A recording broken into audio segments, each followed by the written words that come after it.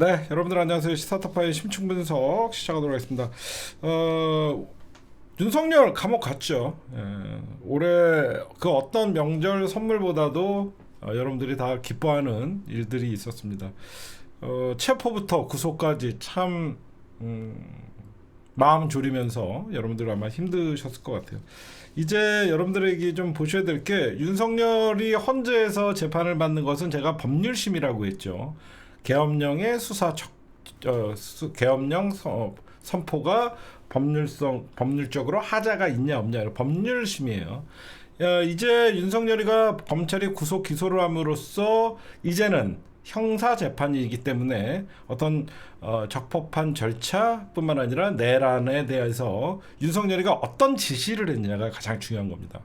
내란의 우두머리라고 검찰이 적시를 했기 때문에 결국은 수많은 군대를 움직이고 여러 가지 대한민국의 어떤 그날의 어떤 윤석열의 용산에서 지시가 있었냐가 내란 수계의 사형이냐 무기징역이냐 둘 중에 하나가 나올 가능성이 크죠. 근데 이제 형사 재판에서는 좀 논쟁이 있을 거예요. 먼저 논쟁을 얘기하기 전에 이제 검찰이 여러분들 갈등을 때렸었잖아. 처음에 구속 수사를 할 것이냐 불구속 수사를 할 것이냐를 고민을 했었죠. 만약에 불구속 수사를 할 경우에는 수사를 계속 이어나갈 수 있었어요. 근데 지금 분위기가 윤석열을 풀어줄 수 있는 분위기가 아니었기 때문에 구속 수사를 했죠. 일단 윤석열은 구속을 하는 순간 2개월 동안은 구속을 할 수 있어요. 2개월. 그 다음에 2개월씩 2번 더 연장을 할 수 있는 겁니다. 그러니까 최대 6개월까지 1심에서는 구속을 할 수 있죠. 그러니까 그러나 단점은 뭐냐? 구속 수사 이제 기소를 했죠. 이제 구속 기소를 했죠. 구속 수사가 아니라 구속 기소를 하는 순간 검찰에서 그 어떤 압수수색이나 이런 걸 하지 못해요. 그렇잖아. 구속 기소가 돼 있는 상태이기 때문에 압수수색이나 그런 것들을 못합니다. 그러니까 용산의 어떤 그 서버 압수수색이나 이런 것들에 대해서는 뭐 누구죠? 그 김성훈이나 이런 애들 문제로 압수수색은 할 수 있겠지만 이 사건으로는 압수수색을 할 수는 없어요. 이미 기소가 됐기 때문에. 근데 얼마든지 편법은 있죠. 다른 수사를 하면서 나온 증거다라고 하면서 검찰이 잘하는 별건 수사가 있겠죠.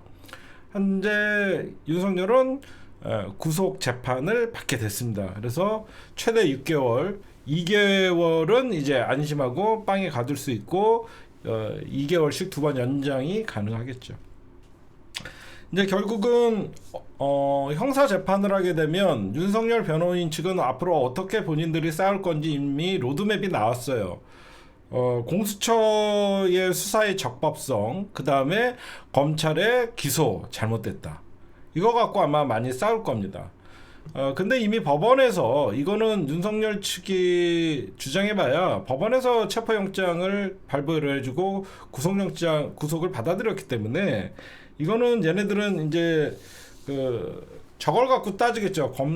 검찰과 공수처는 내란 사건에 있어서 사실상 지휘 권한이 없다. 수사권이 없는데 공수처가 수사를 했다.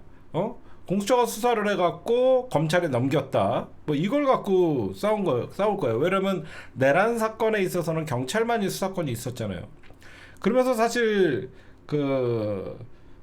윤석열 측에서는 이걸 갖고 법정에서 다툴. 왜 그러냐면 수사 권한이 없는 사람들이 수사를 해서 결국은 검찰이 기소를 했다 그러면 그 공소 자체가 기각이 될 수 있거든요. 근데 거기까지는 가지는 않을 거예요. 왜 그러냐면 검찰청법을 근거로 조지호 경찰청장의 내란죄 공범인 김용현 전 장관을 수사할 수 있다고 법원이 받아들였기 때문에 법원이 이미 받아들여서 김용현이를 수사를 할 수가 있었거든요. 그렇기 때문에 이거를 법원에서 뭐 공소가 잘못됐다. 그래서 공소 기각할 일은 없을 거라고 생각을 해요. 가장 핵심은 윤석열이가 어떤 지시를 내렸냐. 이거가 사형이냐 무기징역이냐 가장 큰 갈림길에 있을 거라고 생각을 합니다. 그리고 여러분들이 그걸 좀 헛갈려 하시는데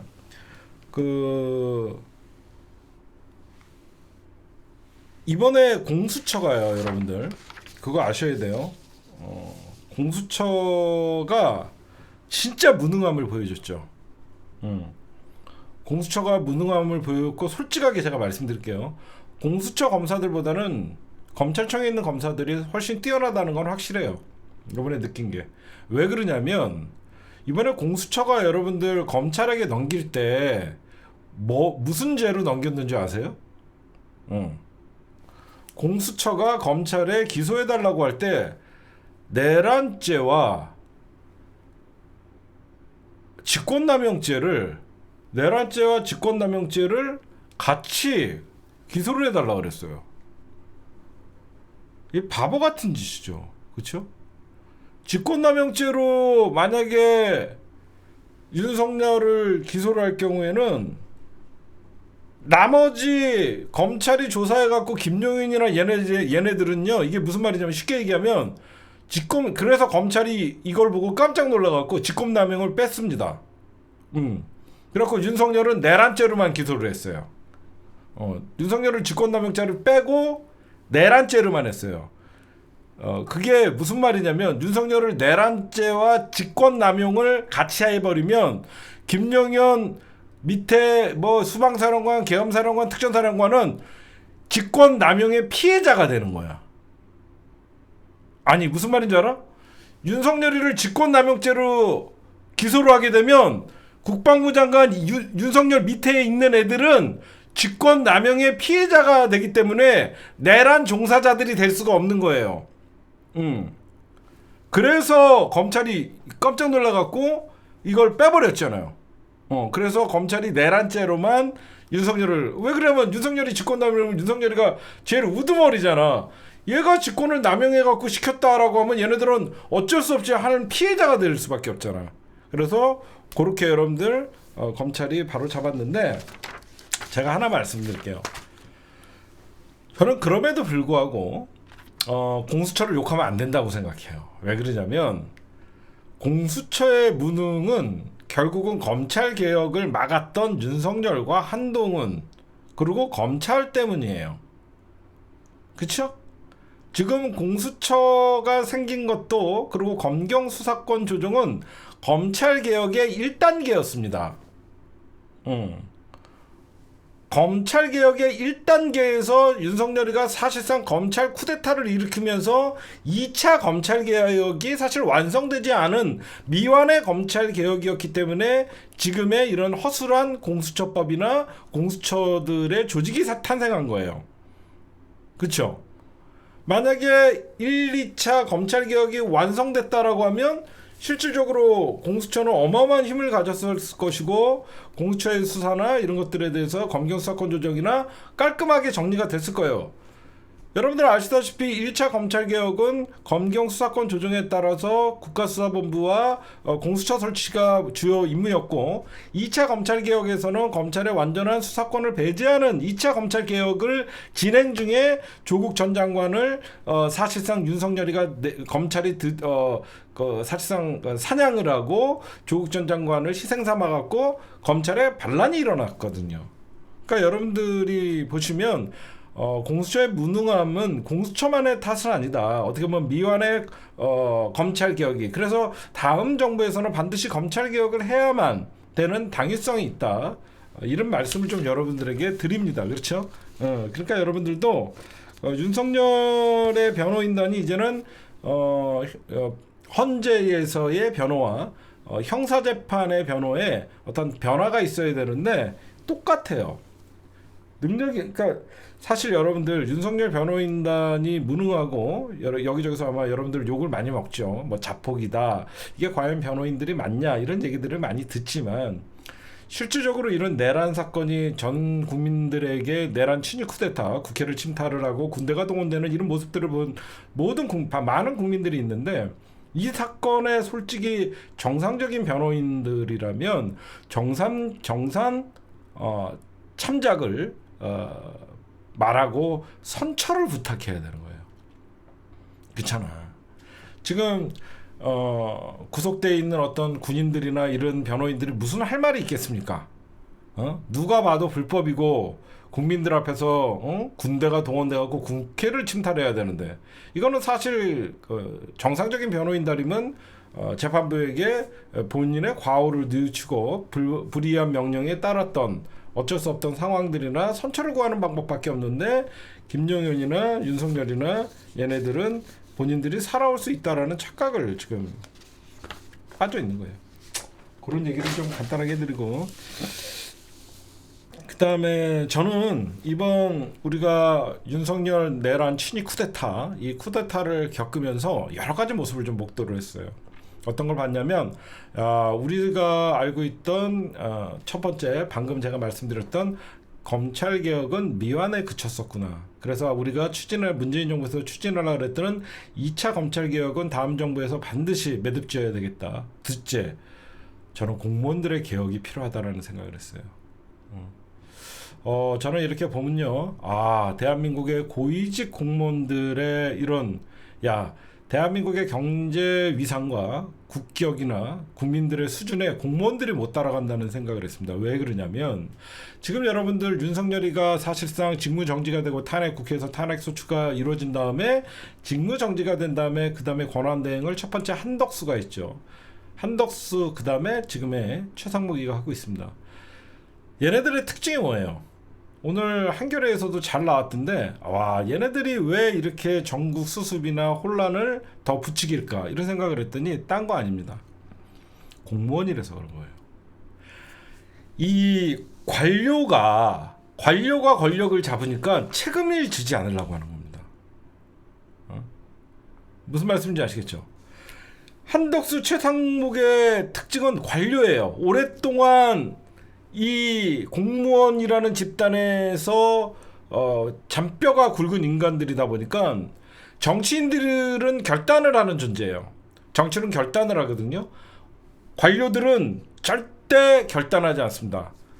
결정을 미루거나 방관을 해요. 왜 그러냐면 책임을 지지 않습니다. 공무원들은 절대 책임을 지려고 하지 않아요. 그래서 어떤 보고서를 올려도 과장의 결재를 맡고 국장의 결재를 맡고 최종자의 결재를 맡아서 수정하고 하면 결국은 윗사람이, 최종 승인자가 책임을 지게 되는 거거든요. 지금 이런 상황을 보면 대한민국의 직업 공무원들, 이 관료 출신들이 책임지는 자체를 싫어하다 보니까 최상목이나 한덕수 이런 자들이 사실상 내란을 방조하고 결정을 미루고 이런 일들을 저는 봤다라고 생각해요. 그래서 사실상 정치인들은 늘 승부수를 던지잖아요. 저는 눈으로 딱 본 게, 정치 노무현 대통령도 그렇고 이번에 이재명 당대표도 얼마나 지금까지 오는 과정에서 정치적인 승부수를 많이 던졌습니까? 많이 던졌잖아요. 정치인들은 늘 갈등이 있을 때 승부수를 던져갖고 돌파를 하는 스타일이고, 이 관료라는 집단들은 핑계를 대고, 관료, 요번에 여러분들 최상목과 한덕수의 가장 핑계거리가 뭐였어요? 첫 번째가 여야가 합의를 해와라. 두 번째가 권한대행의 권한이 명확하지가 않다. 이런 얘기를 합니다. 정치인과 관료의 극명한 어떤 그 태도의 차이를 여러분들이 보셨을 거예요. 그러면서 저는 이제 고위직 공무원들이, 직업 공무원들이 개혁이 필요하다. 왜 그러냐면, 대한민국이 선진국이 되고 또다시 제2의 도약을 할 수 있는 미래가 밝은 대한민국이 되려면요, 책임지는 공무원들이 나와야 돼요. 저는 정말로 책임지는 공무원들이 일선의 말단 공무원부터 고위직 공무원들까지, 공무원은 책임을 지는 자리지, 공무원은 눈치를 보는 이 관료 문화를 빨리 없애지 않으면 대한민국 정치 수준과 국민 수준에 늘 늦게 움직이는, 그래서 행정이 시장보다 느리는 이런 현상이 저는 발생한다고 생각해요. 그래서 저는 이 늘공이라는 그런 말들도 그렇고, 이번 여러 가지 사태를 보면서 대한민국의 이 관료 문화가 사실 여러분들 공무원은 누구를 위해서 일해야 됩니까? 국가를 위해서 일해야 됩니다. 그러나 대한민국의 공무원들은 자신을 위해서 일해서 그런 것 같아요. 제가 오늘 여러분들에게 말씀드리고 싶은 게 바로 이거예요. 제가 어떤 기사를 보면서 이런 일이 왜 발생을 하냐. 나라를 위해서 일해야 되는 공무원들이 본인들의 안위와 본인들의 처신에 따른 책임을 지기 싫어하면서 자신을 위해서 일하는 대한민국의 공무원들이 많을수록 이 대한민국의 공직사회가 망가지는 거예요. 그래서 앞으로는 대한민국이 한층 더 도약을 하기 위해서는 책임지는 공무원 사회가 됐으면 좋겠습니다. 이것도 우리가 공무원 개혁 과제라고 생각을 합니다. 네, 국민의힘이 설 지나고 윤석열 면회를 간다고 하는데 지금 윤석열이가 김건희 걱정을 많이 한다라고 합니다. 그리고 권난동이나 뭐 대통령 부인이 건강이 많이 걱정된다고 하는데 김건희는 윤석열 면회도 가지 않는다고 합니다. 왜 그러냐면요. 지금 성형 지금 뭐죠? 뭐라 그래? 수리 뭐라 그래 이거? 성형 그 다시 그 뭐라 그래? 리노베이션 뭐라 그러죠? 받아야 되는데 이게 지금 움직이지를 못해요. 전부 신사동 얘가 신사동 그쪽을 리터치라 그래요? 얘가 지금 개보수를 해야 되는데 얘가 지금 성형 개보수를 해야 되는데 지금 저희가 김건희가 다니는 성형외과도 알고 여기저기 다 알다 보니까 밖을 못 나가요. 얘는 건강이 걱정되는 게 아니라 무너진 얼굴을 보여주기 싫은 거예요. 응? 그래서 아픈 척 하는 거예요. 얼굴이 무너지고 있는데 어딜 나댑니까? 응? 개보수를 해야 되는데 못하니까 아무데도 밖을 나가지 않는 겁니다. 착각들하고 앉아있어. 응?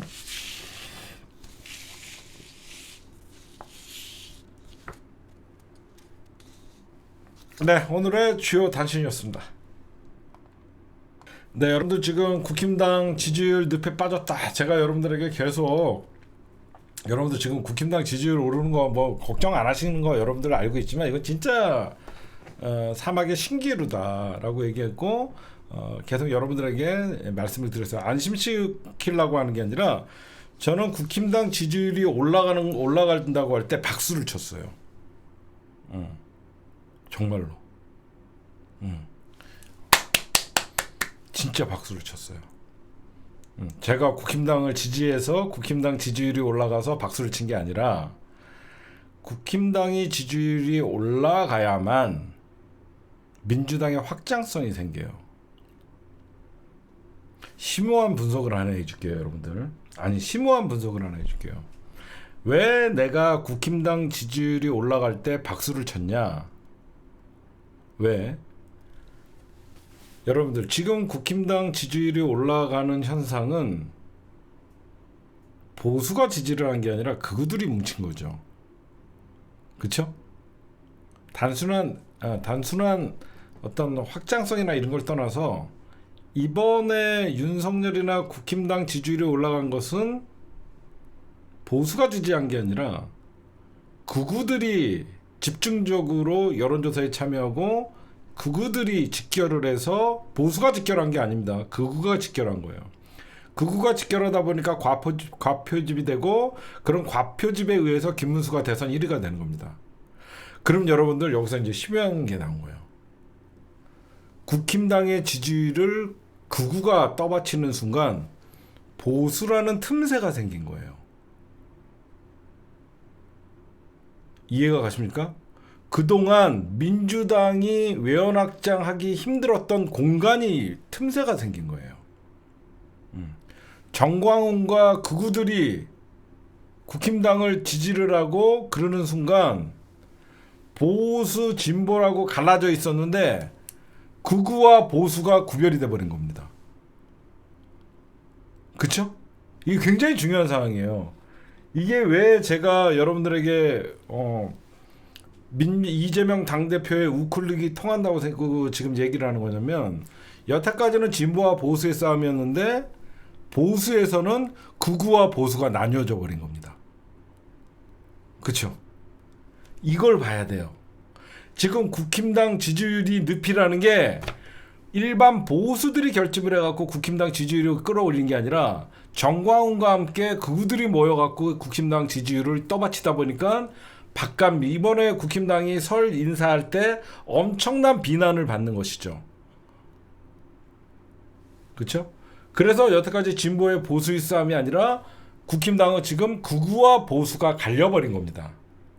현명한 보수는 분명히 있거든요.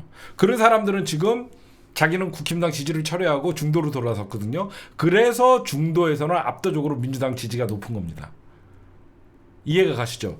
저렇게 민주당과 국힘당이 지지율이 비등비등하다, 거의 지금 뭐 국힘당이 앞서는 이런 현상이 벌어질 때, 그럼 중도의 표도 반반으로 나와야 되는데 중도에서는 민주당의 지지가 2배가 넘거든요. 그치? 중도에서 민주당이 거의 80대 20의 따더블 스코어로 민주당이 앞서 나가는 이유가 뭐야? 국힘당을 지지했던 합리적인 보수들이 국힘당 지지를 철회하고 중도로 빠져 있는 겁니다. 그러다 보니까 지금 국힘당 지지자라고 하는 이 어떤 여론조사 표본이나 이런 사람들은 극우가 지금 지지를 하는 거예요. 그러다 보니까 민주당은 합리적 보수를 끼어 안을 수 있는 틈새가 생긴 거예요. 여태까지는 보수 플러스 극우가 합쳐져 갖고 국힘당을 지지하는 탄탄한 지지율이 받쳐졌었는데, 이제 극우가 국힘당을 지지하는, 제가 왜 이런 현상이 벌어졌다라고 생각하냐면, 여러분들에게 제가 얼마 전에 좀 있으면 민주당 지지율 올라간다라고 얘기했죠. 이번 사태에 있어서 서부지법 테러 사건이 굉장히 큰 사건입니다. 서부지법 테러 사건이 어떻게 보면 윤석열 계엄 쿠데타가 한 달 이상 지속되면서 사실 민주 진영에서는 윤석열 탄핵 이후에 한 발짝 물러 있던 사람들, 그리고 국힘당 지지 성향을 갖고 있던 사람들도 계엄은 잘못했다고 외쳤던 사람들도 관망하는 자세로 한 발짝 뒤로 물러섰었거든요.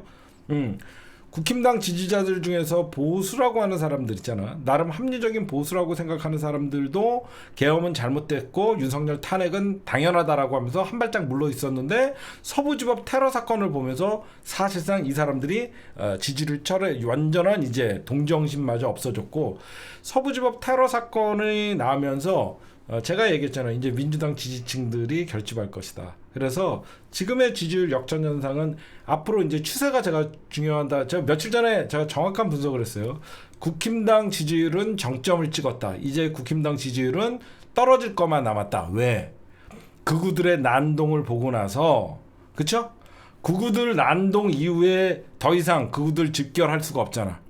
왜 극우들이 집결을 할 수가 없냐면, 법원에서 엄격한 사법 처리를 하다 보니까 극우들은 국힘당도 우리를 지켜주지 않고 정광훈도 도망가고, 그래서 극우가 분열되는 겁니다.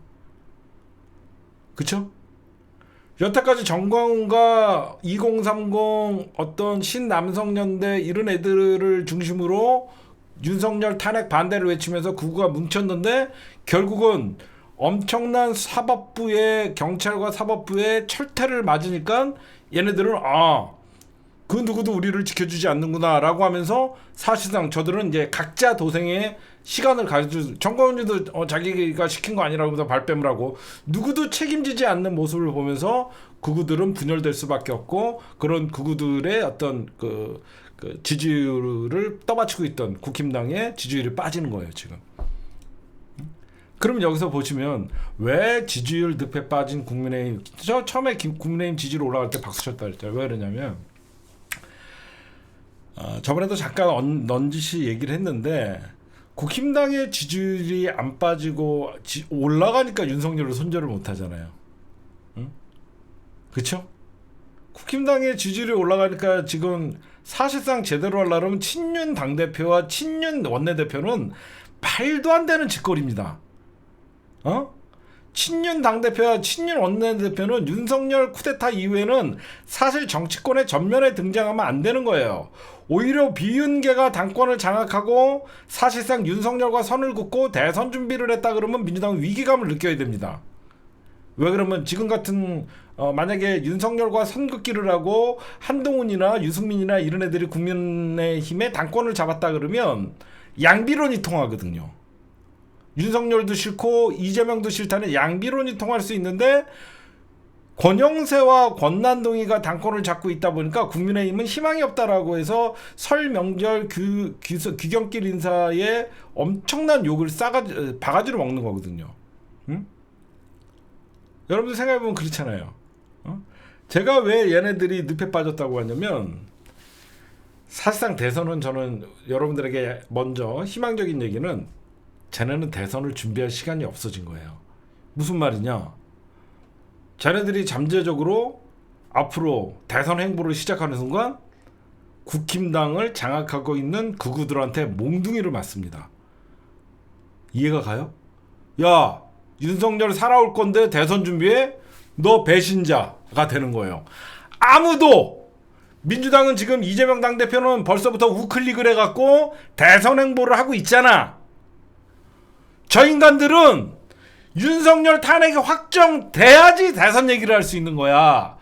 홍준표가 만약에 오늘 개소리했잖아. 이번에는 정권 교체가 아닌 권력 교체다. 이거는 윤석열 탄핵을 전제로 해야만 가능한 일이잖아. 그치?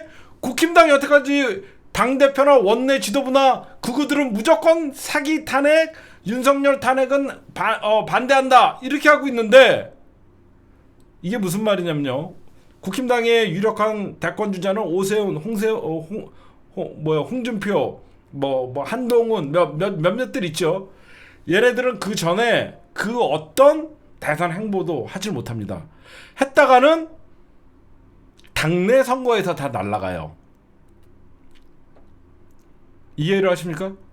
그러면 윤석열 딱 탄핵과 동시에 60일 남습니다. 60일 동안 싸워서 프레임 전환을 한다? 말도 안 되죠. 왜 그러냐면 60일 동안 쟤네들 뭐 할 것 같아요? 지네들도 한 달간, 지금 사실 여러분들 민주당의 대권 후보는 정해져 있는 거나 마찬가지죠. 국힘당은 안개 속의 대선 전국이에요.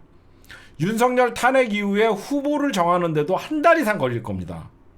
저쪽은 대선을 이기는 것보다 자기 국힘당의 대통령 후보가 되는 과정이 더 힘든 과정이에요. 그래서 오세훈이나 홍준표나 사실 윤석열 탄핵은 기정사실화 하지만 그걸 말로 꺼내지를 못하는 겁니다. 이제 여러분들 왜 지지율 늪에 빠졌다라는 이유를 아시겠죠? 대선 준비할 시간이 없는 거예요. 여러분들 60일이라는 시간이, 원래 여러분들 민주당이나 국힘당이나 대선 후보들은 1년 전에 당직을 사퇴하잖아요. 그건 뭐야? 대선 준비하는데 그렇게 호락호락하지가 않거든요. 그래서 당대표직이나 이런 거는 1년 전에 사퇴를 해서 사실상 캠프를 꾸리고 조직을 꾸리고 당내 경선을 준비하고 어떤 캠프의 캐치플레이들을 만들고 공약을 만들고 이런 거거든요. 60일은요. 지네끼리 홍준표, 오세훈, 한동훈, 난타전, 거기에다 지네끼리 싸우다가 분열. 여러분들 이거는 바로 지지율 늪에 빠진 거예요. 지금 국힘당의 주된 지지층이 전광훈과 이 태극기 부대가 사실상 국힘당의 주요 어떤 지지층이 돼버리다 보니까 윤석열 탄핵을 기정사실화하고 우리도 정권 재창출을 위해서 나아가야 된다는 이 말을 못해요. 이 말을 했다가는 배신자가 되니까.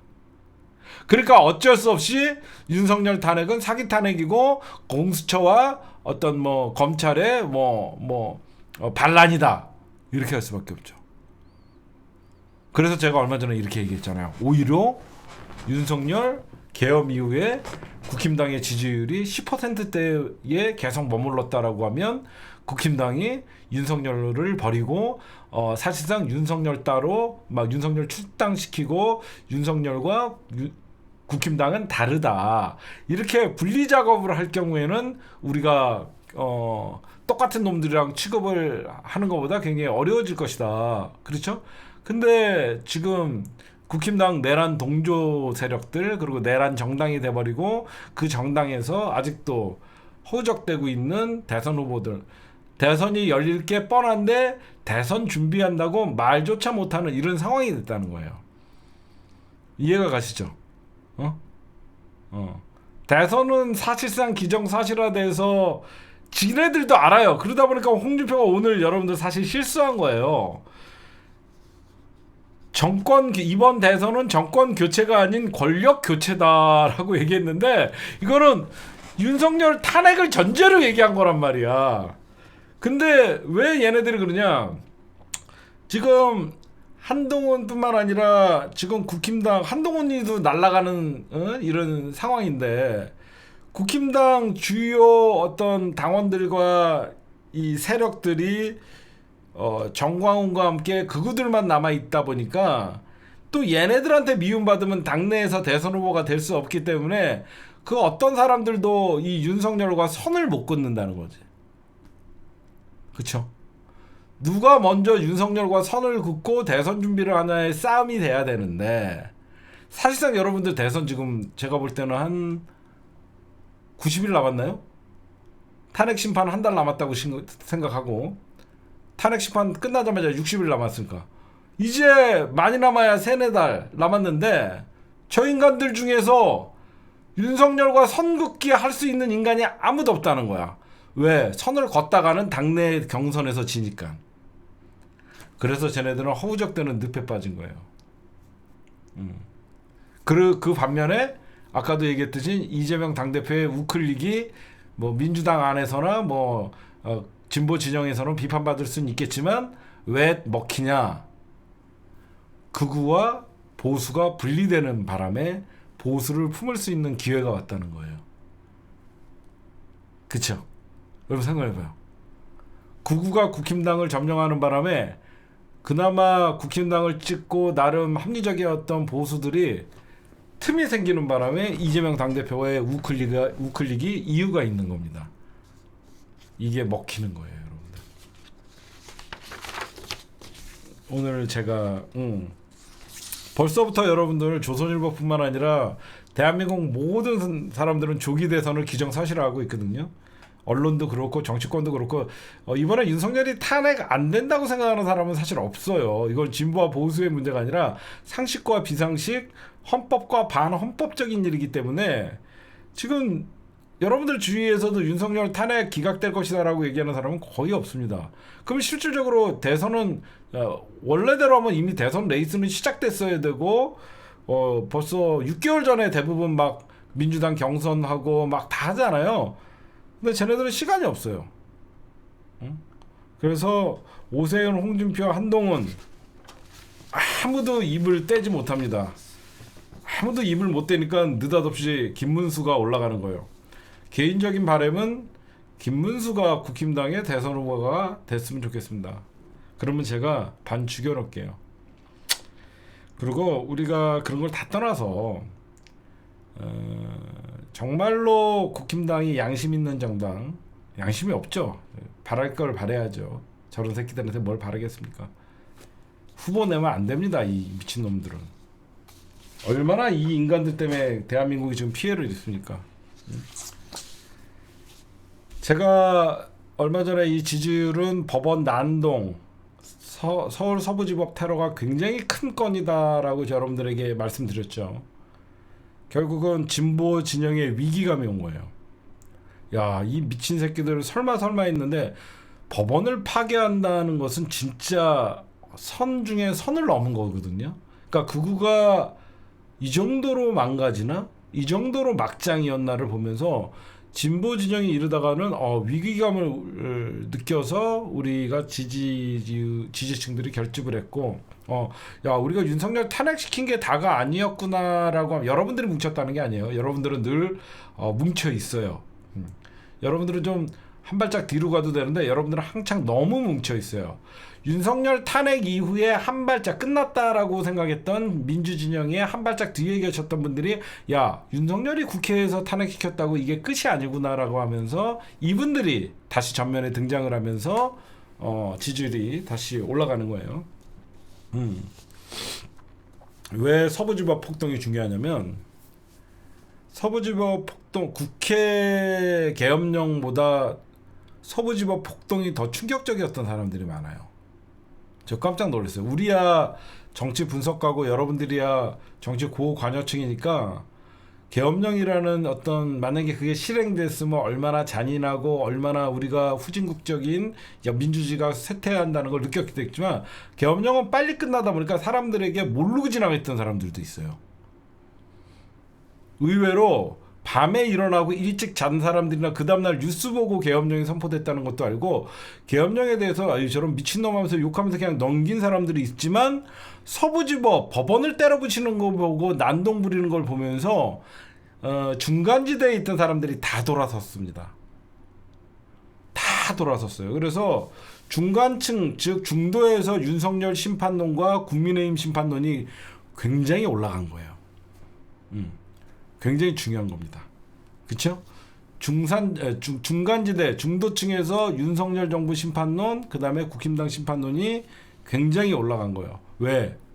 저 서부지법을 때려 부시는 과정을 뉴스에서 여기저기 찾아보니까 결국은 그 배후에는 국힘당과 윤석열이 있었다라고 생각하니까 야 이거 해도 너무나 하고 선을 너무 넘었다라는 생각을 하게 되는 것이죠. 그러니까 충격은 중도 보수라고 하는 사람들은 서부지법 테러 사건이 더 충격적이었다라는 그런 말들이 나오고 있어요. 그다음에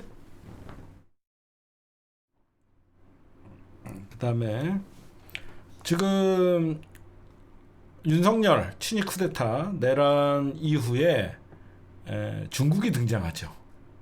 김민전으로 시작해갖고 뭐 부정선거에서 뭐 미군이 99명을 체포했다. 저는 이 배후에는 뉴라이트가 있다라고 생각합니다. 먼저 제 생각을 여러분들에게 말씀드릴게요. 왜 이 반중, 혐중 이런 정서의 배후에 뉴라이트가 있다라고 생각하냐면요. 결국은 정치공학적으로 보면 더 이상 친북, 빨갱이 이 몰이의 어떤 유통기간은 끝났다라고 보는 것이고 저들이 여러분들 선거할 때 늘 민주진영과 붙었을 때 가장 괴로워하는 게 뭡니까? 친일, 반민족 행위. 그쵸? 늘 선거 때 저쪽이 굉장히 피하고 싶은 게 친일파, 반민족 행위자. 이게 선거 프레임에 부딪히면 저쪽이 굉장히 괴로워하는 거예요. 북풍은 이제 안 먹히고 근데 아직도 우리는 선거 때마다 친일 그리고 반민족 행위 저 새끼 친일파야? 왜? 진보와 보수의 문제가 아니거든요. 반일 감정은 진보와 보수의 감정이 아니라 대한민국 국민들의 일반적인 정서예요. 그렇죠? 우리가 한일 축구할 때 이거는 진보와 보수가 아니라 대한민국 국민들이 대부분 가장 대한민국이 통합이 잘 되는 게 한일전 축구입니다. 한일전 축구는요 거의 대한민국이 하나가 돼서 대한민국 축구 대표팀을 응원합니다. 그럼 무슨 말인가요? 선거 때도 마찬가지예요. 선거 때도 국힘당이 늘 친일로 공격당하면요 반민족 친일로 공격당하면 굉장히 괴로운 프레임이에요. 그걸 벗어나기 위해서 쟤네들이 만든 게 바로 험중 반중 프레임입니다. 그쵸? 그쵸 여러분들? 국힘당한테 우리가 늘 공격하는 게 친일정당 저들이 만든 게 바로 친중정당인 거예요. 그래서 문재인 정부가 친중정부다라고 하면서 민주당 니콜 친중 국힘당 니콜 친일 그러니까 같이 싸울 수 있는 프레임을 하나 만들어야 되는데 저들은 늘 우리에게 친일파 공격을 당했지만 그래서 중국을 계속 윤석열이가 언급하고 극우들이 언급하고 여러분들 알다시피 뉴라이트라는 신종 반민족 세력이죠. 21세기 친일파라고 저는 생각합니다. 이 21세기 반민족 행위자들인 뉴라이트 얘네들이 본인들의 과거를 지우고 역사를 세탁하고 그 선거 때마다 이 친일 공격에 사실상 대응할 수 있는 게 이제는 북한의 종북몰이도 안 통하고 빨갱이몰이도 안 통하다 보니까 얘네가 쓸 수 있는 게 친중 민주당 친중 험중 그래서 반중 프레임을 만든 거예요. 그러다 보니까 어떻게 보면 윤석열 탄핵 어떤 반대 집회에서도 뭐 선거, 그러니까 중앙 선관위 어떤 그 중국의 개입설, 뭐 이런 일들이 저는 종북 대신 협중으로 그러다 보니까 이제 극우들을 결집하고, 이제 여러분들이 조금 이해가 가실 거예요. 뭘 이해가 가시냐? 험중 프레임이 나오다 보니까 2030이 국힘당의 지지율로 빠진 거예요. 어느 정도. 왜 그러냐면 2030의 오히려 기성세대보다 2030의 반중 험중 프레임이 굉장히 높습니다. 2030이 일본만큼 중국을 싫어해요. 진짜로. 지금의 어떤 국힘당을 지지하는 애들 보면 일본보다 중국을 더 싫어하는 사람들이 더 많을 겁니다.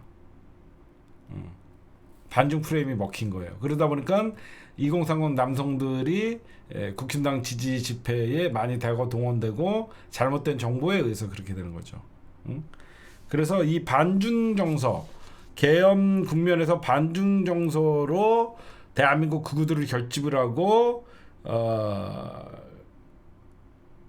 2030도 앞으로 끄집어내고, 그러니까 2030 같은 경우에는 뭐 중국이 우리나라를 뭐 동북공정, 뭐 중국이 우리나라 기술력을 따라잡아서 우리나라의 어떤 일자리들을, 뭐 특히 2030이 분노하는 그 시점이 뭐냐면 중국인 노동자들이 우리나라에 넘어와서 뭐 일자리를 뺏는다, 아니면 40대 50대들의 반중 정서는 일용직 노동자들도 이제 중국이 다 차지했다, 뭐 이런 것들로 자극을. 그러니까 이거는 선거 프레임이에요. 뉴라이트가 만들고 싶어 했던 것은 반중 대 반일 프레임입니다. 여태까지 늘 친일의 어떤 선거 프레임에서 불리한 선거를 했던 인간들이 북한이 안 통하니까 민주당을 친중으로 몰아세우고 친일 대 친중 프레임으로 싸움을 하려고 했던 그런, 결국은 이 배후에도 윤석열의 정부의 핵심 요직을 차지하고 있는 뉴라이트들이 지금 참여하고 있다. 저는 그렇게 생각을 합니다. 그 다음에 여러분들, 엊그저께 검찰이 윤석열을 전격적으로 구속 기소를 하는 걸 보면 이제 검찰도 이제 끈 떨어졌다는 건 여러분들도 눈으로 보실 수 있을 겁니다. 근데 지금부터 쭉 할게요. 이재명 당대표에 대해서 좀 얘기를 할게요. 요즘 뭐 비명계들이 여기저기 나와서 이제 한마디씩 하죠, 여러분들. 비명계들이 갑자기 윤석열 탄핵 정부에 나타나갖고 뭐 김동연이니 임종석이니 김경수니 이런 사람들이 한마디씩 하는 이유는 딴 게 아니라 민주당의 지지율이 하락하고 국힘당의 지지율이 이상하게 오른다, 그 이유만으로 이재명 1급 체제다라고 하면서 비판하는데, 저는 이거 굉장히 잘못됐다라고 생각해요. 여러분들도 잘못됐다라고 생각하시죠? 왜 그러냐면 얘네들이 그러니까 민주당의 지지율이 국힘당에게 역전됐다? 먼저 정상적인 비명계라고 하면 이 상황에서 이런 과표집이나 이런 극우들이 오히려 더 늪에 빠진다고 하면서 민주당은 곧 지지율이 회복될 것이다 라고 하면서 민주당을 응원을 해줘야 되는데 이재명 때문이다 라고 하는 극우들의 프레임을 쓰는 거예요.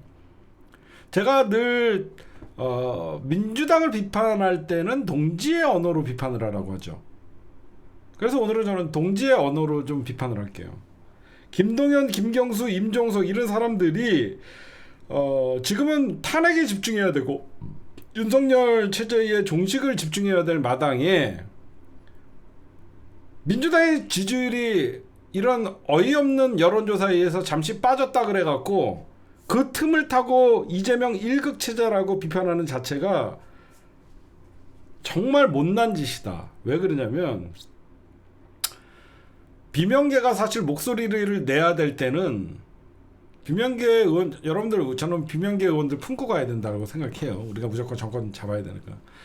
비명계 의원들이 왜 비판을 받고 당원들에게 왜 욕을 먹는지 잘 생각해 보면, 비명계가 목소리를 내야 될 때는 탄핵 정국에서 강력하게 하나의 민주당으로 싸울 때 목소리를 냈어야 돼요. 지금 탄핵 정국에서 비명계가 한 역할이 뭐가 있습니까?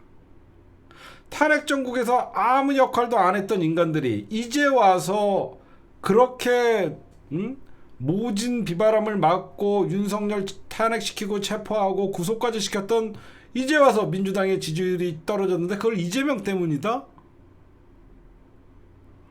그렇게 하면 안 됩니다. 지금 제가 늘 얘기하지만 지금은 탄핵 정국에서 이 모진 칼바람을 맞고 돌파에 나온 이재명 대표 체제를 응원해줘야 됩니다. 대선 정국으로 들어간 다음에 비판해도 늦지 않아요.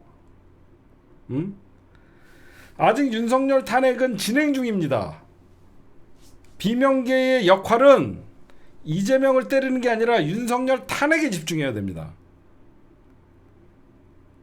이 말씀을 왜 드리냐? 이재명을 때릴수록 본인들의 입지가 좁아진다는 것만 알아야 돼요. 왜? 도대체 탄핵 정국에서 비명계가 무엇을 했냐? 아무도 생각나지 않습니다. 그냥 이재명 끌어내리고 본인들이 대권 권력 잡고 싶은 것밖에 안 보여요. 그게 안타깝습니다. 그 다음에 여러분들에게 중요한 얘기 할게요. 지금부터. 그 다음에 경제 좀 얘기 좀 할게요. 제가 좀 아이디어가 있어요. 경제 활성화, 자영업자를 지금 살리는 길은 무엇일까 제가 좀 곰곰이 생각해 봤는데 좀 좋은 아이디어가 떠오르더라고. 그걸 민주당 지도부나 이재명 당대표한테도 제가 제안을 했습니다. 근데 여러분들 근데 또 조심할 게 있어요. 또 조심할 거 있어요. 우리가 늘 경계를 어디를 하죠? 극우들, 국힘당을 경계를 많이 하죠. 여러분들이나 여러분들이나 나나 늘 이 안테나는 국힘당과 극우들과 비명계들에게는 안테나가 딱 서 있죠. 안테나가 서 있습니다. 우리가 진짜 경계해야 될 것은 뭐냐면요. 사실상 윤석열 탄핵 그리고 우리 어떤 촛불 시민들을 이끌었던 이자들을 조심해야 돼요. 이게 무슨 말이냐? 지금 여기저기서 입진보들이 제일 지금 위험합니다. 그게 무슨 말이냐면 저는 이 바닥에서 여러분들 오래 있었잖아요. 잘 들어보세요. 왜 위험하다 그러냐면 자꾸 사회 대개혁을 얘기합니다. 이게 무슨 말이냐? 자꾸 윤석열 탄핵 이후에 사회 대개혁, 대통령의 권력을 분산해야 된다라고 하면서 계속 떠들어요. 사회 대개혁. 그러면서 얘네들이 얘기하는 게 뭐냐면 박근혜 탄핵시키고 대한민국이 변한 게 아무도 없었다. 이런 논리예요. 박근혜 탄핵시키고도 결국은 윤석열이 등장하지 않았냐. 이 기회에 권력구조의 개편뿐만 아니라 대한민국의 무슨 어떤 뭐 국민들의 참여 뭐 이런 것들을 대폭 늘려갖고 시민 참여 민주주의를 만들어야 된다. 그럴싸하죠. 그렇죠? 그럴싸하죠. 되게 그럴싸하죠. 박근혜 탄핵 이후에 대한민국이 뭐가 변했냐. 그래서 사회적 대개혁이 일어나야 됐나. 또다시 뭐 민주당도 똑같은 어떤 수권 정당이 돼서 그러면 안 된다. 그런 얘기를 합니다. 이게 큰일 나는 얘기예요. 여러분들에게 제가 이런 얘기하는 자들에게는 이렇게 얘기하십시오. 저는 이런 사회 대개혁보다 대한민국은 혁명적 변화가 있어야 된다고 생각합니다. 그건 제가 말하는 대한민국의 혁명적 변화는요. 이재명이라는 변방의 장수가 대통령이 되는 자체가 대한민국의 가장 대개혁적이고 혁명적인 일이에요. 얘네들은 그걸 빼는 거예요. 이재명이 대한민국에 힘없고 돈 없고 빼먹고 이런 이재명이 대통령이 되는 게 대한민국의 혁명적 사회 대개혁이에요. 이걸 빼는 거예요. 사회적 대개혁을 위해서는 이재명 같이 우클릭하는 사람도 안 되고 이런 자들을 빼야 된다는 전제하에 사회 대개혁이라는 미명하에 여야 정 합쳐갖고 전부 새로운 개혁 세력을 만들어야 된다. 이 지랄 떠는 겁니다. 저는요, 사람들이 착각하고 있어요. 노무현 대통령 때 저는 대한민국의 혁명적 변화라고 생각했습니다. 야, 우리나라에서 고졸 출신의 변호사 대통령이 돼? 충격이었죠. 그렇죠? 노무현 대통령이 당선됐기 때문에 그 20년 동안 수많은 만고풍파를 겪으면서 대한민국은 민주주의가 성장했고 대한민국 주권이 국민에게 있다는 각인이 된 겁니다. 제가 왜 이런 얘기를 하는지 아세요? 여러분들, 노무현 대통령 집권 이전과 이후는 대한민국의 혁명적 변화를 이끌어냈습니다. 노무현 대통령 집권 이전에는요, 여러분들 동사무소만 가도요, 동사무소에 어떤 근무하는 공무원들이 갑이었습니다. 우리는 동사무소나 경찰서, 파출소, 관공서 갈 때 공무원들에게 국민들이 머리 조아리고 갔어요. 노무현 대통령이 당선되고 나서 대한민국 혁명적, 우리가 권력자라는 걸 처음 느끼고 대한민국의 혁명적 변화가 있은 다음에 모든 공무원들은 국민들 앞에 고개를 숙였고 공무원들은 국민들을 서비스하는 기관으로 바뀐 겁니다. 그 변화가 대한민국의 경제 발전과 민주주의 발전에 큰 토대가 됐고 지금의 대한민국을 만든 거예요. 그래서 노무현 대통령이라는 정말 국민 수준보다 앞서가는 대통령이 나와서 대한민국 국민들은 조금 늦게 그를 알아봤지만 대한민국에 엄청난 정치 발전이 일어난 거예요. 그래서 대한민국 국민들 수준의 정치가 못 따라가는 거죠. 저는 이번 입진보들이나 밖에서 무슨 여러 가지 시민단체들이 떠드는 사회 대개혁 개소리 하지 말아라. 언제 너희들이 이재명을 인정했냐? 대한민국의 가장 혁명적 변화는 서울대 카르텔과 육사 카르텔, 이런 대한민국의 기득권들을 뿌리치고 변방의 장수가 대한민국의 대통령이 또다시 나올 수 있다. 노무현 대통령을 처참하게 죽였던 대한민국의 힘있는 기득권들이 또다시 이재명을 맞이하고 싶지 않은 저들의 어떤 전략이 보이죠. 저는 제2의 대한민국의 전성기는, 그리고 혁명적 사회 대개혁은 이재명이라는 대통령을 국민들이 인정하는 순간부터 저는 온다라고 생각해요. 그래서 거창한 무슨 사회 대개혁, 뭐 탄핵 이후에 대한민국이 어떻게 가야 되나 간단하게 생각하자고, 평범한 우리 주변에 소년 노동자, 소년 공도 얼마든지 대한민국의 대통령이 될 수 있다는 이런 정치를 만들어줘야지 대한민국이 바르고 대한민국이 정직하고 대한민국이 투명한 사회가 되는 거예요. 서울대 법대 윤석열, 국영수는 잘했을지 몰라도 윤석열이가 대한민국 대통령으로서 마이너스 100점입니다.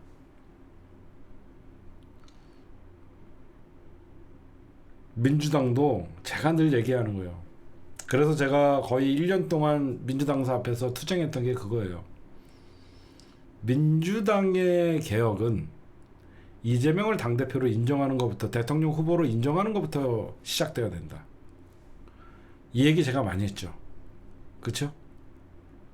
민주당의 진정한 개혁은 이재명을 민주당의 대권 후보로 인정하는 순간부터 이어져야 된다. 그 인정하는 시간이 2년이 걸린 겁니다.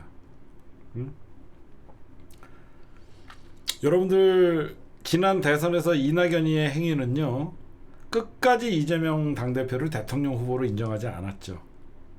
예전에 바로 저는 노무현 대통령과 이재명 당대표가 되게 흡사하거든요. 노무현 대통령이 민주통합당의 대통령 후보가 돼도 후단협이라는 그런 조직을 만들었고 노무현을 인정하지 않았듯이 민주당도 이재명 당대표가 압도적인 지지율로 대통령 후보가 됐어도 그 못된 버릇 고치지 못했던 동교동계였던 이낙연이나 이런 자들이 뭐 이재명 당대표를 인정하지 않았던 거예요.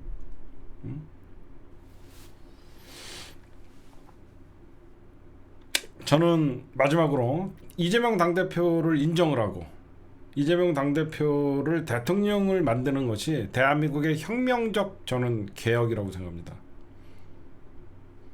평범한 사람도 국민을 위한다면 대통령이 얼마든지 대통령이 될 수 있는 나라. 힘없고 빽없다 그래갖고 검찰이 죽이려고 그러고 언론이 죽이려고 그러고 당내에서 죽이려고 하고 이 모든 역경을 딛고 당당하게 대한민국의 대통령이 되는, 그리고 그를 대통령으로 뽑을 수 있는 국민적 자질, 이게 저는 혁명적 변화라고 생각해요. 그 이후는 이재명 당대표가 만드는 것을 보면 되는 것이고요. 제가 왜 혁명적 변화고 혁명적 개혁이라고 얘기했냐면요, 이런 힘없고 돈 없고 빽 없고 조직 없는 사람들에게는 기회조차 주지 않았습니다. 그게 대한민국 민주당 정치의 현실이었어요.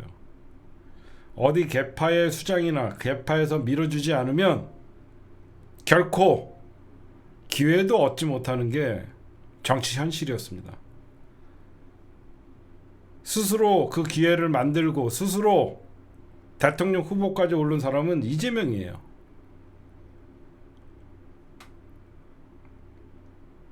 제가 왜 이런 말씀을, 이재명 당대표가 대통령이 돼야 된다 이렇게 해서 뭐 여러분들에게 잘 보이고 싶은 게 아니라, 제가 오늘 이 얘기를 하는 것은 결국 사회 대개혁이라고 멋진 어젠다를 제시하는 입진보들, 그 사회 대개혁과 함께 시민 권리를 찾자라고 하는 이 거창한 어젠다를 던지는 입진보들,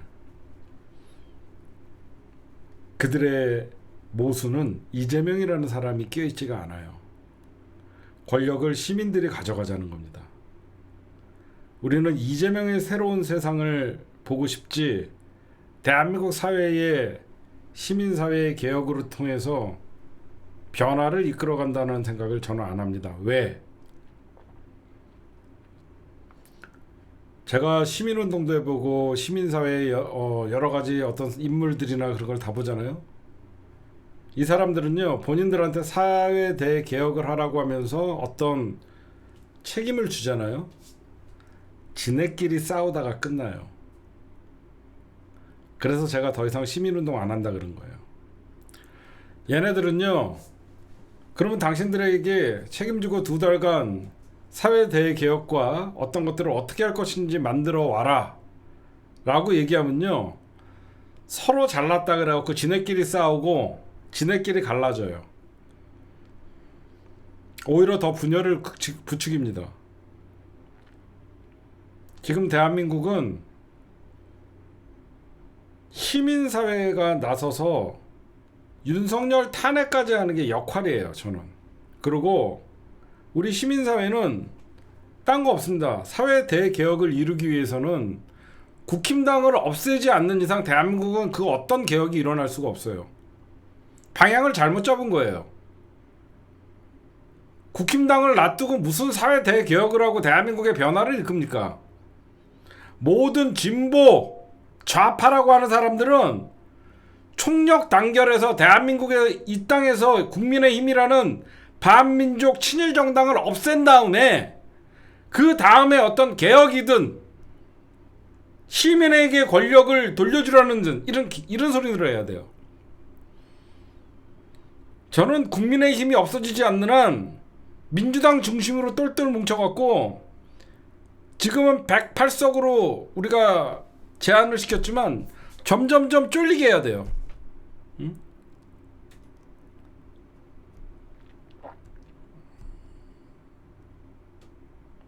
여러분들, 마지막 고비가 남았습니다.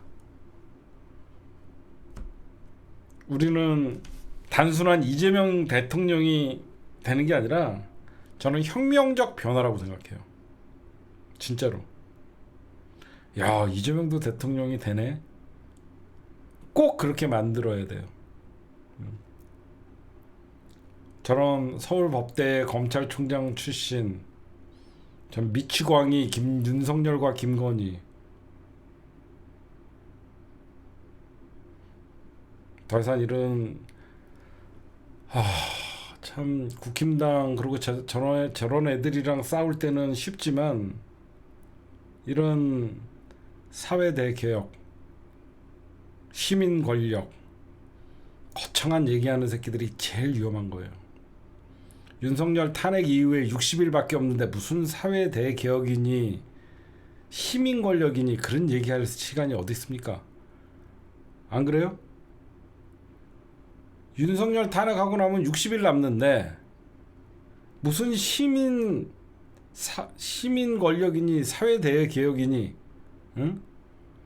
그냥 민주당 이재명 정부가 될 수 있도록 절대 정권 뺏기지 않도록 시민사회가 똘똘 뭉쳐갖고 국힘당 없애는데, 아니 제일 나쁜 놈들이 여기 있는데 엉뚱한 소리를 하면서 바꾸자 그러고 있어요. 이놈들 때문에 사회가 안 바뀌는데 이놈들만 없어지면 사회가 좋은 방향으로 역사가 다시 돌아오고 역사를 다시 되찾을 수 있고 민주주의가 회복될 수 있고 시민 권력이 부활할 수 있는데 이놈들을 놔두고 우리끼리 여기서 해보자고 하니까 되냐 이거죠. 응? 제가 하고 싶은 얘기는 그거예요. 이재명이 대통령 되는 것만으로도 대한민국의 혁명적 개혁의 시작이다. 오늘 녹화는 아니 오늘 이재명 당대표에 대해서는 여기까지만 얘기를 하고